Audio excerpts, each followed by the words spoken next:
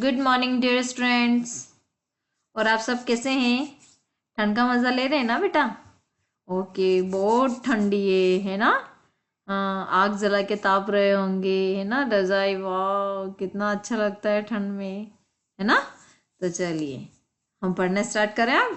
हो गए ठंड के मज़े? ओके, तो आज हम पढ़ने जा रहे हैं अपनी कक्षा 5 का व्याकरण विज्ञान। ठीक है, जिसमें हमने पाठ 7 कंप्लीट कर लिया था ना। आप सभी को पता होगा, हमने कारक पढ़े थे इसमें, है ना? ओके, एक बार रिवाइज हो जाए कारक क्या होते हैं।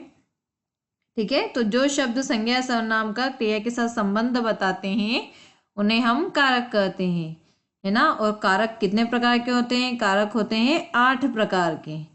ठीक है, कर्ता ने कर्म को करण से के द्वारा संप्रदान के लिए अपादान से संबंध काकी के रारी रे नानी ने अधिकरण में पर संबोधन हे और अरे। और यहाँ पर हमारे पास प्रश्न भी दिया था कि कारकों के नाम और उनके विभक्ति चिन्ह लिखिए। तो हमने यहाँ पर इस तरफ कारकों के नाम लिखे हैं और राइट हैंड साइड में आपको दिया है विभक्ति चिन्ह। ठीक है, तो यहाँ पर कारक है कर्ता, इसका विभक्ति चिन्ह है ने। कर्म का कारक, कर्म जो है वो कारक है, इसका विभक्ति चिन्ह है को। करण कारक का विभक्ति चिन्ह से के द्वारा होता है। संप्रदान का विभक्ति चिन्ह के लिए होता है। अपादान का विभक्ति चिन्ह से, और ये अलग करने के अर्थ में होता है। ठीक है, जब कोई चीज अलग होती है तो उसके अर्थ में अपादान कारक प्रयोग किया जाता है। संबंध कारक के विभक्ति चिन्ह काकी के रारी रे नानी ने होता है। अधिकरण कारक का विभक्ति चिन्ह में और पर, और संबोधन कारक का विभक्ति चिन्ह है और अरे होता है। यहाँ प्रश्न नंबर 2 है, करण कारक व संप्रदान कारक में अंतर बताइए। ओके, तो आपको बताना है करण कारक और संप्रदान कारक में अंतर क्या होता है। ठीक है, तो जैसे करण कारक का विभक्ति चिन्ह से और के द्वारा होता है, संप्रदान कारक का विभक्ति चिन्ह के लिए होता है। ठीक है, और भी यहाँ पर आपको परिभाषा दी हुई थी, तो आप सेल्फ राइट कीजिएगा। ओके, प्रश्न नंबर 3 है, सही विकल्प चुनिए। इसमें क है, वाक्य में संज्ञा या सर्वनाम का क्रिया के साथ जो संबंध बताते हैं उन्हें क्या कहते हैं। तो आपको पता है कि संज्ञा और सर्वनाम का क्रिया के साथ जो संबंध बताते हैं उन्हें हम कारक कहते हैं। ठीक है, ख है, कारक कितने प्रकार के होते हैं? तो अभी जस्ट मैंने बताया कारक 8 प्रकार के होते हैं। ग वाला है, का की के रा री रे ना नी ने किसके विभक्ति चिन्ह है? तो ये किसके हैं? संबंध कारक के विभक्ति चिन्ह है। घ है, संबोधित करने वाला कारक कौन सा है? संबोधित से ही पता चल रहा है कि कौन सा कारक होना चाहिए, संबोधन कारक। ओके, जिसमें है और अरे अरे करके संबोधित किया जाता है। नेक्स्ट है, क्रिया का आधार कौन सा कारक होता है? तो क्रिया का जो आधार होता है वो अधिकरण कारक होता है। ओके, इस तरह से हमारा प्रश्न नंबर 3 कंप्लीट हुआ है। अब हम आते हैं प्रश्न नंबर 4 पर। ठीक है, प्रश्न नंबर 4, वाक्य में रेखांकित शब्दों के कारक का नाम लिखिए। ये यहाँ पर कुछ वाक्य दिए, यहाँ पर रेखांकित शब्द दिए, इनमें कारक का नाम आपको लिखना है। जिसे कह है, मैंने वाणी के लिए उपहार खरीदा, के लिए। ठीक है, तो संप्रदान के लिए, पता है आपको, संप्रदान कारक है। ठीक है, ख है, गोविंदा बस से उतर पड़ा। अब बस से यानी कि ये अलग हो रहा है ना। ओके, बस से अलग हो रहा है मतलब बस से उतर कर आ रहा है, तो मतलब बस से अलग हो रहा है मतलब अपादान कारक है। यह विशाखा का घर है, का की के, तो संबंध कारक। शेर जंगल में रहता है, ठीक है, तो अधिकरण कारक, अधिकरण में। शिकारी ने हिरण को पकड़ लिया, ने, तो ने करता। ठीक है, ओ भाई जरा 1 दर्जन केले देना, तो देखो संबोधन कर रहा है वो, तो संबोधन कारक, संबोधित कर रहा है। ठीक है, प्रश्न नंबर 5 है, सही कारक चिन्ह चुनकर वाक्य पूरे कीजिए। यहाँ पर आपको चिन्ह दिए, विभक्ति चिन्ह दिया हुआ है, ये आपको वाक्य में पूरा करना है और वाक्य कंप्लीट करना है। कहे, पिताजी बच्चों के लिए मिठाई लाए, तो यहाँ पर के लिए आएगा। ख है, सोहन का, ठीक है, सोहन का भाई हैदराबाद में रहता है। ग है दादी ने राक्षस की कहानी सुनाई, तो ग वाले में क्या आएगा, ने। घ है चलो बिस्तर पर लेट जाओ, ठीक है, तो क्या आएगा, पर। गाय को चारा खिला दो, ठीक है, तो किसको, गाय को। ओके, कर्ता, कर्ता ने कर्म को कारक। धोबी ने गधे की डंडे से खूब पिटाई की, तो कौन सी विभक्ति चिन्ह आएगी, से। ठीक है, प्रश्न नंबर 6 है उचित कारक चिन्ह भरिए। यहाँ पर एक स्टोरी आपको दी हुई है, ठीक है ना। तो देखो क्या स्टोरी है, एक बार एक कौवे को, ठीक है, क्या विभक्ति चिन्ह आएगा इसमें, को। एक बार एक कौवे को कहीं से रोटी का एक टुकड़ा मिला, वह उसे लेकर गांव के बाहर एक पेड़ पर जा बैठा। वहां एक लोमड़ी ने, इसमें ने विभक्ति चिन्ह, पेड़ इसमें पर विभक्ति चिन्ह, बैठे कौवे से, ठीक है, से विभक्ति चिन्ह, रोटी का टुकड़ा ठगने की योजना बनाए। उसने कौवे से कहा, प्यारे कौवे तुम पक्षियों के राजा हो, क्या तुम अपनी मौसी को एक गाना सुनाओगे। ठीक है, तो इस तरह से इसमें विभक्ति चिन्ह भरकर हमने कहानी को पूरा किया है। अब हम आते हैं पाठ 8 पर, ठीक है, पाठ 7 हमारा कंप्लीट हो गया है कारक। ठीक है बेटा, पाठ 8 सर्वनाम।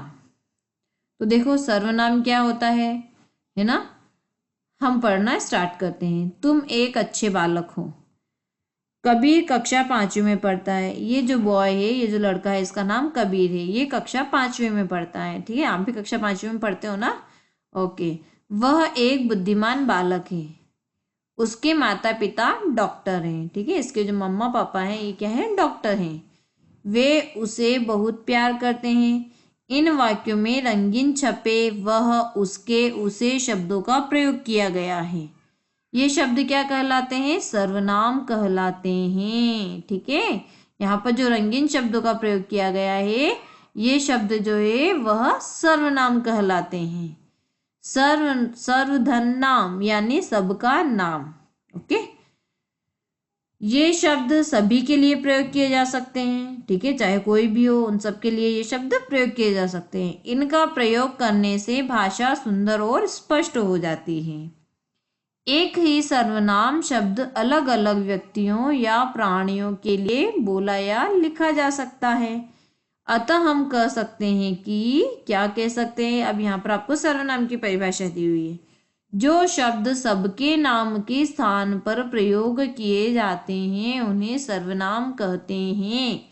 या फिर जो शब्द संज्ञा के स्थान पर प्रयोग किए जाते हैं उन्हें सर्वनाम कहते हैं। जैसे मैं, तू, आप, वह, सो, जो आदि। ओके, लीला मेरी बहन है, वह बहुत सुंदर है। तो देखो यहाँ पर वह आया है ना, तो वह क्या है, सर्वनाम है। पीयूष मेरा मित्र है, वह बहुत होशियार है। ओके, यहाँ पर भी वह सर्वनाम आया है। वहाँ लड़का और लड़की दोनों के लिए वह शब्द का प्रयोग किया गया है ना। लड़की के लिए भी वह है और लड़के के लिए भी वह शब्द का प्रयोग किया गया है। सर्वनाम शब्द स्त्रीलिंग तथा पुल्लिंग दोनों में समान रहते हैं, एक जैसे रहते हैं। ठीक है, जैसे लड़का, लड़का के लिए भी सर्वनाम क्या हो रहा है, वह है ना, वह जा रहा है, और लड़की के लिए भी सर्वनाम क्या रहेगा, वह जा रही है। तो सर्वनाम दोनों के लिए एक जैसा रहता है वह। सर्वनाम के एक वचन तथा बहुवचन रूप होते हैं। ठीक है, एक वचन और बहुवचन रूप भी होते हैं। जैसे एक वचन में मैं, तुम, वह, यह, उसे, ये सब एक वचन होता है। और बहुवचन रूप क्या होता है, हम, आप, वे, ये, इन्हें, उन्हें, ये बहुवचन रूप होते हैं। ओके, अब सर्वनाम के भेद। तो सर्वनाम के कितने भेद होते हैं, सर्वनाम के 6 भेद होते हैं। पुरुषवाचक सर्वनाम, निश्चयवाचक सर्वनाम, अनिश्चयवाचक सर्वनाम, प्रश्नवाचक सर्वनाम, संबंधवाचक सर्वनाम, और 6th वाला है निजवाचक सर्वनाम। ठीक है, तो हम सर्वनाम का पहला भेद पढ़ते हैं, पुरुषवाचक सर्वनाम। तो देखिए, पुरुषवाचक सर्वनाम के भी 3 भेद होते हैं, है ना। 3 प्रकार के होते हैं पुरुषवाचक सर्वनाम। एक होता है उत्तम पुरुष सर्वनाम, मध्यम पुरुष सर्वनाम और अन्य पुरुष सर्वनाम। तो पहले उत्तम पुरुष सर्वनाम क्या होता है। ठीक है, जैसे यहाँ पर एक सेंटेंस दिया हुआ है, एक वाक्य दिया है, मैं सोने जा रहा हूँ। मध्यम पुरुष सर्वनाम में क्या दिया है, तुम क्या कर रहे हो, और अन्य पुरुष सर्वनाम में दिया है वह पढ़ रहा है। ठीक है, तो जिन सर्वनाम शब्दों का प्रयोग बोलने वाले, सुनने वाले या अन्य व्यक्ति के लिए किया जाता है वे पुरुषवाचक सर्वनाम कहलाते हैं। ठीक है, यानी कि जिन सर्वनाम शब्द का प्रयोग बोलने वाले के लिए, जैसे देखो यहाँ पर फर्स्ट सेंटेंस में बोल रहा है वो, है ना, खुद के लिए बोल रहा है कि मैं सोने जा रहा हूँ। फिर दूसरे मध्यम पुरुष सर्वनाम में वो सुनने वाले के लिए प्रयोग किया जा रहा है कि तुम क्या कर रहे हो। और अन्य व्यक्ति के लिए जब कोई प्रयोग किया जाता है तो वो अन्य पुरुष सर्वनाम होता है। जैसे मैं, हम, तुम, तुम्हें, तुम्हारा, वह, उसका, उसे, उन्होंने आदि। पुरुषवाचक सर्वनाम 3 प्रकार के होते हैं, पढ़ लिया हमने, है ना, उत्तम पुरुष, मध्यम पुरुष और अन्य पुरुष। तो देखो उत्तम पुरुष में मैं और हम आते हैं, ये बोलने वाला अपने लिए प्रयोग करता है। ठीक है, और मध्यम पुरुष में तुम, तुम्हें, तुम्हारा आता है, ये सुनने वाले के लिए प्रयोग किया जाता है। और अन्य पुरुष में वह, उसका, उसे, उन्होंने आते हैं, अन्य सभी के लिए प्रयोग किया जाता है, यानी कि किसी तीसरे के बारे में बात करते हैं तो प्रयोग किया जाता है। निश्चयवाचक सर्वनाम। ठीक है, अब निश्चयवाचक सर्वनाम क्या होता है? जो सर्वनाम शब्द निश्चित, निश्चय से ही पता चल जाना चाहिए कि निश्चित वस्तु या प्राणी की ओर संकेत करते हैं। ओके, तो वे निश्चयवाचक सर्वनाम कहलाते हैं। जैसे यह, वह, ये, इस, उस आदि। जैसे यहाँ पर आपको उदाहरण दिया है, यह कमीज राघव की है। ठीक है, तो निश्चित करके वो बता रहा है, निश्चित वस्तु को संकेत करके बता रहा है कि यह जो कमीज है यह राघव की है। वह चाबी मेरी अलमारी की है। ठीक है, यह भी ऐसे संकेत करके बता रहा है कि वह चाबी मेरी अलमारी की है। अब आते हैं हम अनिश्चयवाचक सर्वनाम पर। ठीक है, तो अनिश्चयवाचक सर्वनाम अनिश्चित आ जाएगा बस यहाँ पर। जैसे निश्चय में निश्चित प्राणी और वस्तु की ओर संकेत किया था, यहाँ पर किसी अनिश्चित प्राणी और वस्तु के लिए प्रयोग किए जाने वाले सर्वनाम शब्द अनिश्चयवाचक सर्वनाम कहलाते हैं। जैसे कोई, किसी, कुछ आदि। ठीक है, जैसे तुम्हें कोई बुला रहा है तो कोई शब्द आया है ना, कोई निश्चित नहीं कि कौन बुला रहा है। ठीक है, पानी में कुछ पड़ा हुआ है, अब कुछ क्या। ठीक है, यहाँ पर भी कुछ निश्चित नहीं बताया गया, तो ये अनिश्चित सर्वनाम होते हैं, अनिश्चयवाचक सर्वनाम। जब हम निश्चित रूप से किसी प्राणी या वस्तु के बारे में नहीं बता पाते और जब हम कोई, किसने, किसका, कुछ आदि शब्दों का प्रयोग करते हैं, वहां अनिश्चयवाचक सर्वनाम होता है। ओके, नेक्स्ट है प्रश्नवाचक सर्वनाम। जिन सर्वनाम शब्दों का प्रयोग प्रश्न पूछने के लिए किया जाता है वे प्रश्नवाचक सर्वनाम कहलाते हैं। ठीक है, प्रश्नवाचक से ही पता चल रहा है कि प्रश्न पूछे जाते हैं। जैसे कौन, क्या, किसे, किसका, कहाँ और आदि। जैसे देखो यहाँ दिया है, बाहर कौन खड़ा है, तुम क्या खा रही हो, है ना, तो प्रश्न पूछ रहे हैं ये। संबंधवाचक सर्वनाम, अगला सर्वनाम आ जाता है हमारा। तो जो सर्वनाम शब्द वाक्य में प्रयोग किए गए दूसरे सर्वनाम या संज्ञा शब्द से संबंध बताने के लिए प्रयोग किया जाता है। ठीक है, संबंध बताने के लिए जब कोई सर्वनाम का प्रयोग किया जाता है तो वे संबंधवाचक सर्वनाम कहलाते हैं। जैसे जो, सो, जैसा, वैसा, जिसका, उसका आदि। यहाँ पर जिसकी, उसकी, जैसा, वैसा आपस में संबंध जोड़ता है ना। जिसकी लाठी उसकी भैंस। ठीक है, जो जैसा बोएगा वैसा पाएगा, इस तरह से। देखो यहाँ दिया, जिसकी लाठी उसका भैंस, जैसा करोगे वैसा भरोगे। अब आता है निजवाचक सर्वनाम। जिन सर्वनाम शब्दों का प्रयोग अपने लिए किया जाता है, निज से ही पता चलता है कि निज मतलब होता है खुद के लिए करना, वे निजवाचक सर्वनाम कहलाते हैं। जैसे स्वयं, खुद, अपने आप ही, स्वयं ही आदि। यहाँ पर अपना और स्वयं के लिए प्रयोग हुए हैं, अतः निजवाचक सर्वनाम है। ठीक है, जैसे देखो यहाँ पर एक क्या दिया है, माँ मैं अपना काम अपने आप कर लूंगी। ठीक है, तो वो बता रही है कि अपना यानी कि खुद का काम। ओके, अपना काम स्वयं करना चाहिए। ठीक है, अब देखिए यहाँ पर आओ दोहराए हैं ये तो, है ना। इस संज्ञा के स्थान प्रयोग किए जाने वाले शब्द सर्वनाम कहलाते हैं। सर्वनाम के 6 प्रकार होते हैं।